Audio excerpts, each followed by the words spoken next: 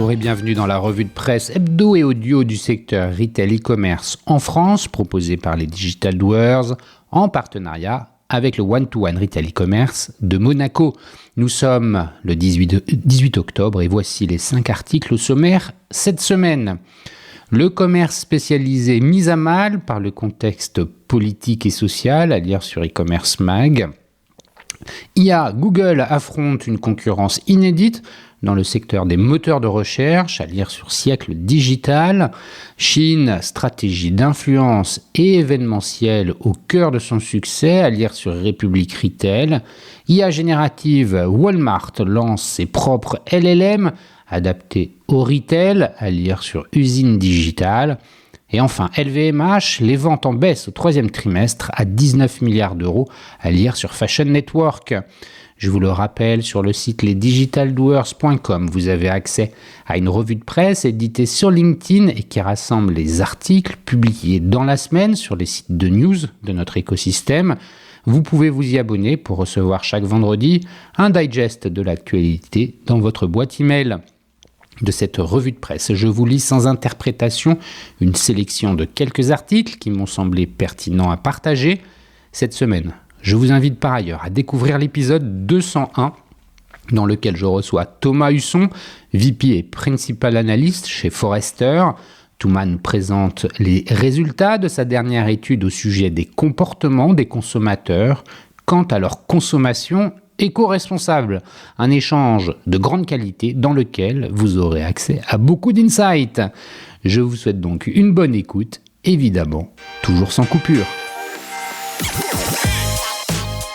Le commerce spécialisé mis à mal par le contexte politique et social, à lire sur e-commercemag.fr en date du 17 octobre. La Fédération pour la promotion du commerce spécialisé, Procos, rend son rapport de l'état des ventes lors des 9 premiers mois de 2024, des résultats disparates qui témoignent d'un contexte sociétal incertain. Procos, la Fédération pour la promotion du commerce spécialisé, fait le point sur l'activité des enseignes depuis le début de l'année 2024. Elle note une légère hausse des ventes en magasin sur la période, plus 1,8%. Selon le rapport, les évolutions des ventes restent erratiques. Elles varient au fil des mois et d'un secteur à l'autre, témoignant encore d'un comportement de consommateurs toujours préoccupés par l'impact sur le pouvoir d'achat de la forte inflation des dernières années, mais aussi sur l'incertitude créée par la dissolution de l'Assemblée nationale et ses conséquences politiques durant l'été. De plus, la Fédération précise que les JO n'ont pas généré d'impulsion des ventes en juillet et août. L'impact à Paris a même été négatif par rapport à une année normale, moins 3%. De fortes disparités par secteur.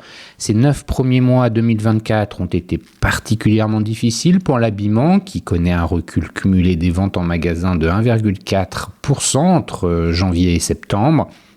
L'équipement de la maison est de son côté victime des fortes contractions sur les ventes de logements anciens et neufs et des arbitrages défavorables des consommateurs, moins 2% par rapport à 2023. Le secteur du sport est également en légère baisse après avoir connu de belles évolutions durant les années post-Covid. A l'inverse, les secteurs de la beauté, plus 5,7%, et de l'alimentation spécialisée, plus 6,2%, ont connu un début d'année dynamique. La restauration, plus 1,5%, et le secteur cadeaux culturels jouets, plus 1,5% également, ont eux connu une légère hausse de leurs ventes ces 9 premiers mois.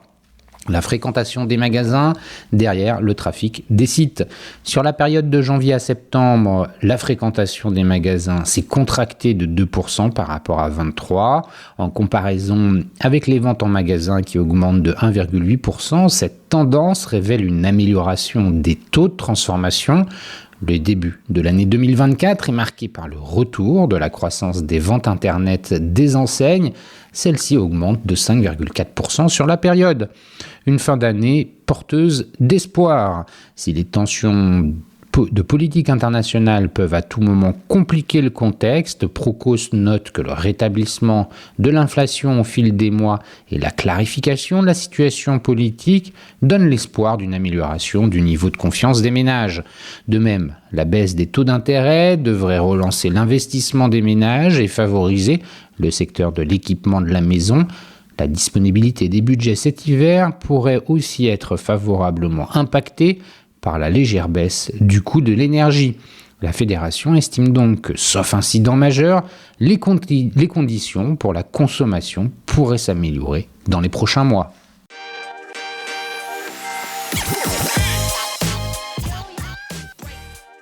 IA, Google affronte une concurrence inédite dans le secteur des moteurs de recherche, à lire sur lesiècledigital.fr en date du 14 octobre.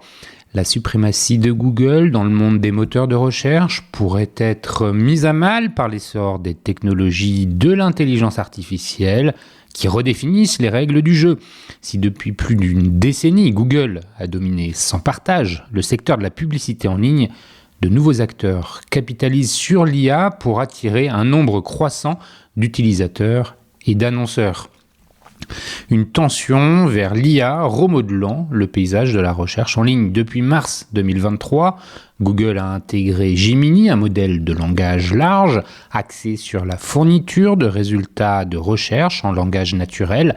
Cette évolution marque une réponse aux avancées réalisées par des outils comme ChatGPT d'OpenAI et Perplexity AI qui offrent des réponses précises et fluides, directement compréhensibles pour les utilisateurs. Selon eMarketer, la part de Google sur le marché publicitaire américain pourrait chuter sous la barre des 50% dès l'année prochaine.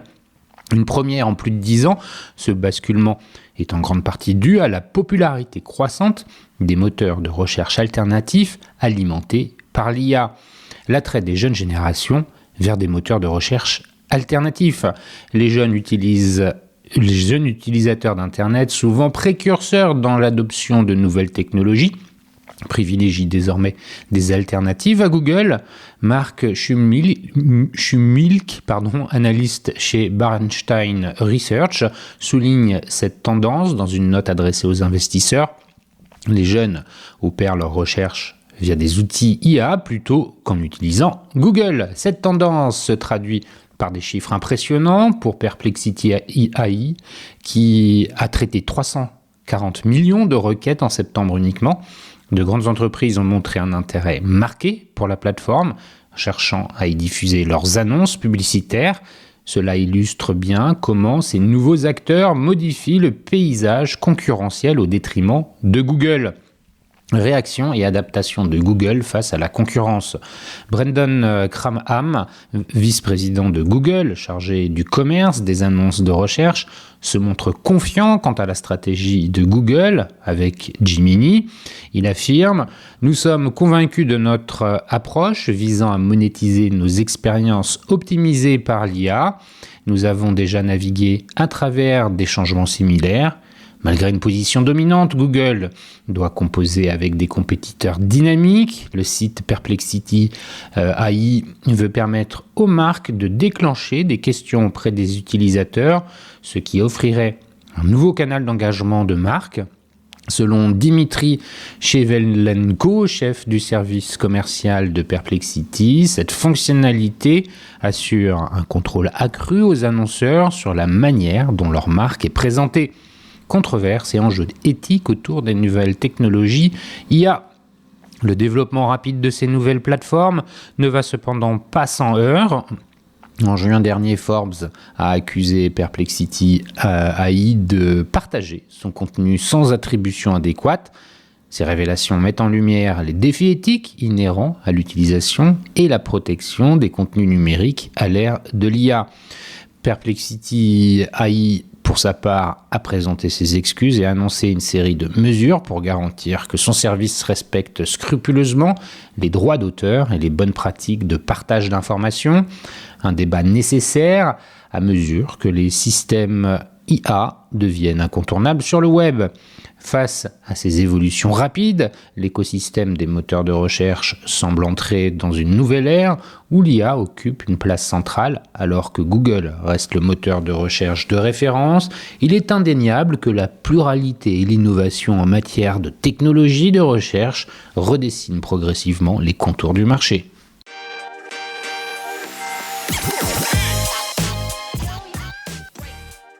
Shein, stratégie d'influence et événementielle au cœur de son succès, à lire sur republicretail.fr en date du 16 octobre.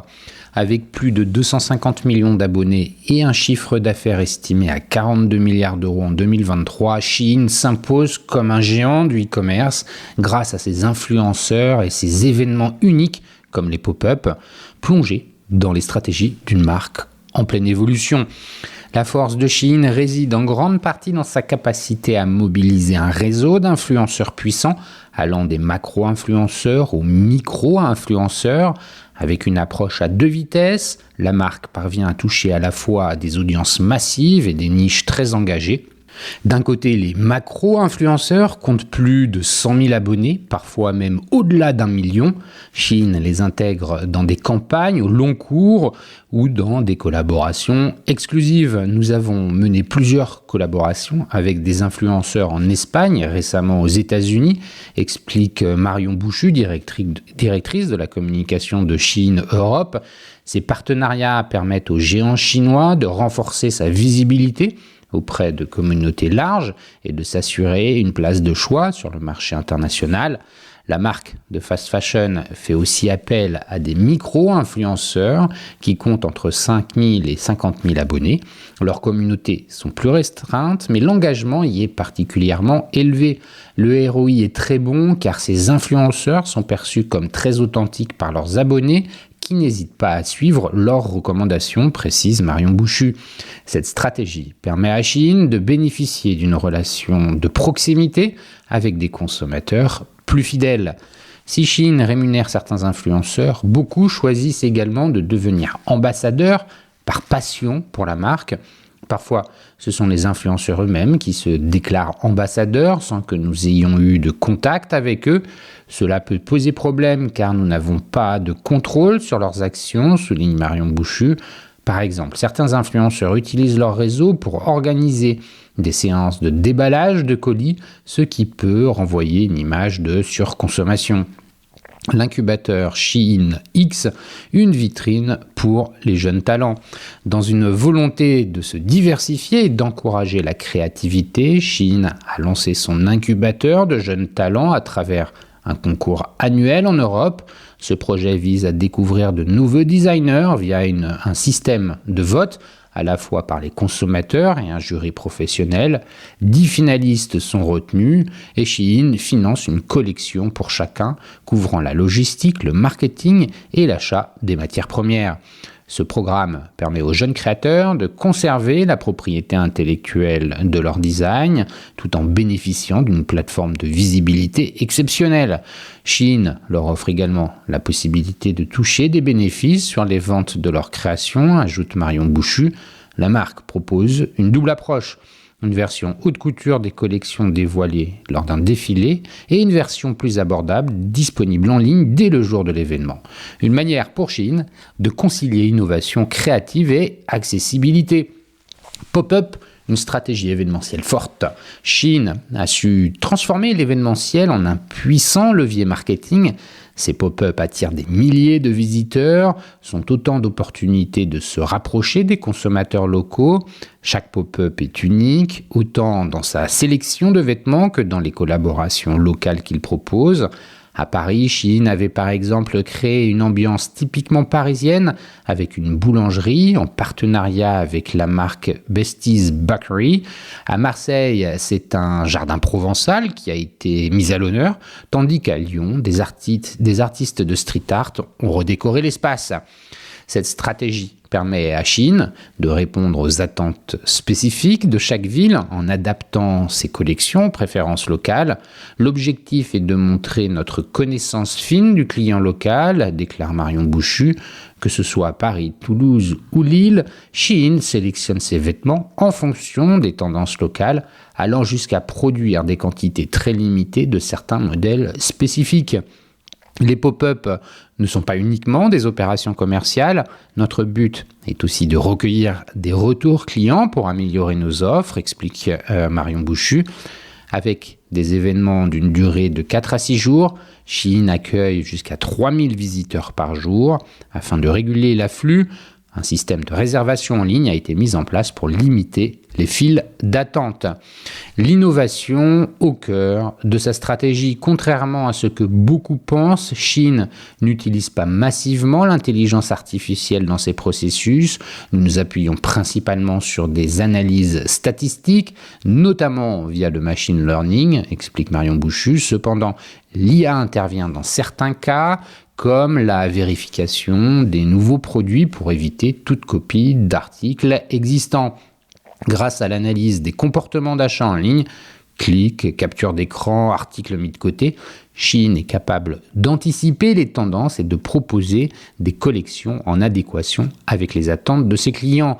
Grâce à ses collaborations avec des influenceurs, ses pop-up et son incubateur de jeunes talents, Shein démontre une compréhension pointue de son public et une capacité forte à se réinventer.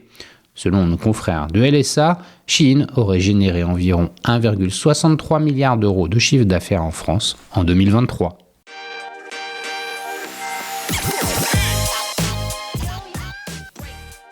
IA générative, Walmart lance ses propres LLM adaptés au retail, à lire sur l'usine digitale en date du 14 octobre. S'appuyant sur ces décennies de données amassées, Walmart a développé une famille de LLM appelée Wallaby. Encore en phase de test, ces modèles pourraient changer l'expérience des consommateurs en ligne. Le géant américain de la grande distribution fait un bond en avant dans le domaine de l'intelligence artificielle. Walmart a en effet fait part de son plan pour donner un coup de fouet au retail et cela passe par l'IA générative. Ces derniers mois, l'entreprise a planché sur le développement de plateformes propriétaires d'IA, de réalité augmentée et de commerce immersif qu'elle exploite pour créer des expériences d'achat hyper personnalisées, pratiques et attrayantes dans ses magasins Walmart et Sam's Club, ainsi que dans ses applications. Une barre de recherche standard n'est plus le chemin le plus rapide vers l'achat. Nous devons utiliser la technologie pour nous adapter aux préférences et aux besoins individuels des consommateurs, a déclaré Suresh Kumar, CTO et directeur du développement de Walmart. Et cela passe notamment par le développement de grands modèles de langage et de chatbots dédiés au service client. Une famille LLM baptisée Wallaby. En janvier dernier déjà, la firme avait levé le voile sur ses intentions en matière d'IA générative, notamment dans sa fonction de recherche.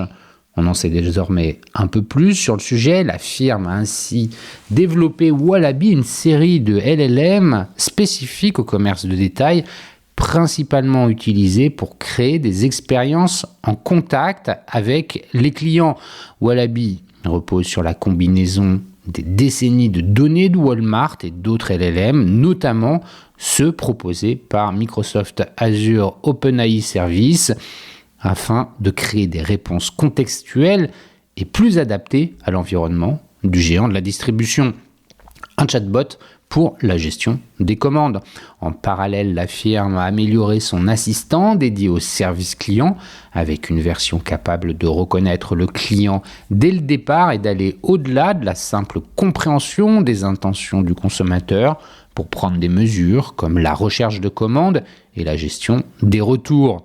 À en croire Walmart, les premiers retours des utilisateurs semblent concluants. À terme, ce chatbot alimenté par l'IA pourrait toucher des millions de personnes. Pour mémoire, environ 255 millions de clients et de membres visitent plus de 10 500 magasins et de nombreux sites web de e-commerce chaque semaine, et ce, dans 19 pays. Personnaliser son site pour chaque acheteurs. Dans sa quête d'hyper-personnalisation, Walmart cherche à faire de tout un chacun un acheteur unique et clé, un travail qui a débouché sur le développement d'une plateforme de décision de contenu qui sert d'outil pour créer des expériences d'achat adaptées à chaque client et prédire le type de contenu que ce dernier aimerait voir sur le site. Elle est déjà utilisée dans certaines parties de Walmart.com, précise le géant. À terme, Walmart souhaite créer une page d'accueil unique pour chaque acheteur, comme si l'entrée dans un magasin avait été conçue exclusivement pour chaque client. Aux États-Unis, l'expérience devrait être lancée d'ici la fin de l'année prochaine et la société prévoit également d'utiliser la technologie sous-jacente de la plateforme sur les marchés canadiens et mexicains de Walmart pour des recommandations d'articles personnalisés. La réalité augmentée fait partie du parcours client. En outre, la firme a développé une plateforme de réalité augmentée appelée Retina pour créer des dizaines de milliers d'actifs 3D ainsi que des API de commerce immersif. Objectif affiché, introduire l'expérience d'achat dans de nouveaux environnements sociaux virtuels et débloquer d'autres sources de revenus. À l'avenir, Walmart prévoit d'introduire View in Your Home au Canada, au Mexique et au Chili via Retina et lancer des expériences plus interactives comme les hotspots, une extension qui permet aux consommateurs d'accéder facilement à des informations sur le produit lorsqu'ils regardent celui-ci en 3D. Une autre fonction basée sur des casques d'AR pourrait aider les clients à visualiser des meubles dans un cadre adapté.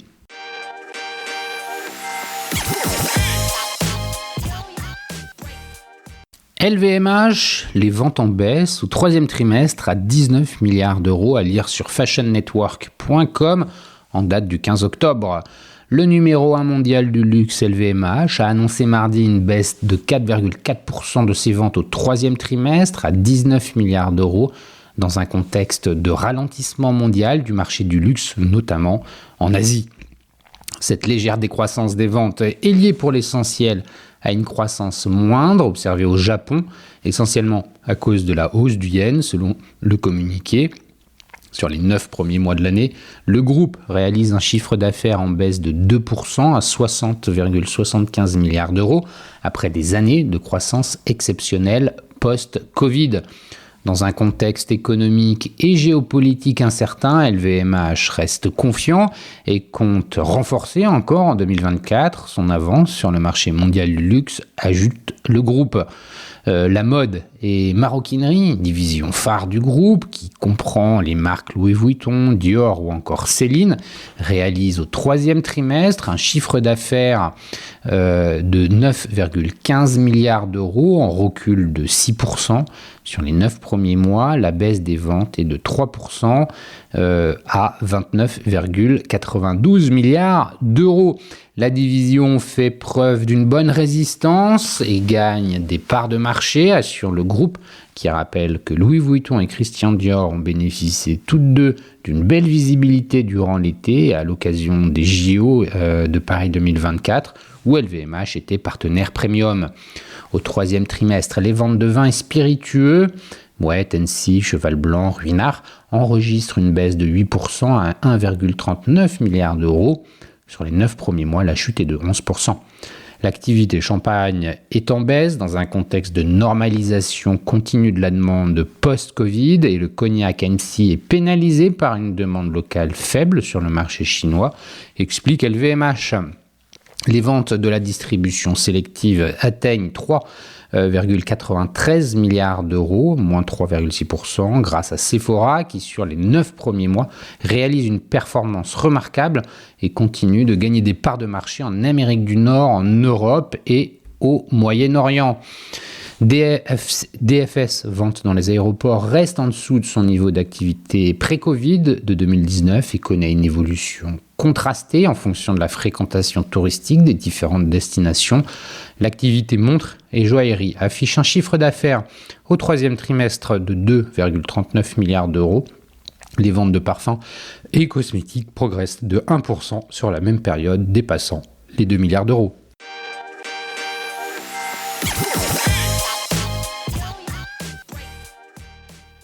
Et voilà, c'est fini pour cette semaine. Merci de m'avoir écouté. N'oubliez pas de vous abonner à la revue de presse sur le site lesdigitaldoers.com. Si vous aimez l'exercice de cette revue de presse Retail e-commerce dans sa vision audio, n'hésitez pas à me le faire savoir en m'envoyant des messages sur LinkedIn et mieux encore en la faisant connaître autour de vous.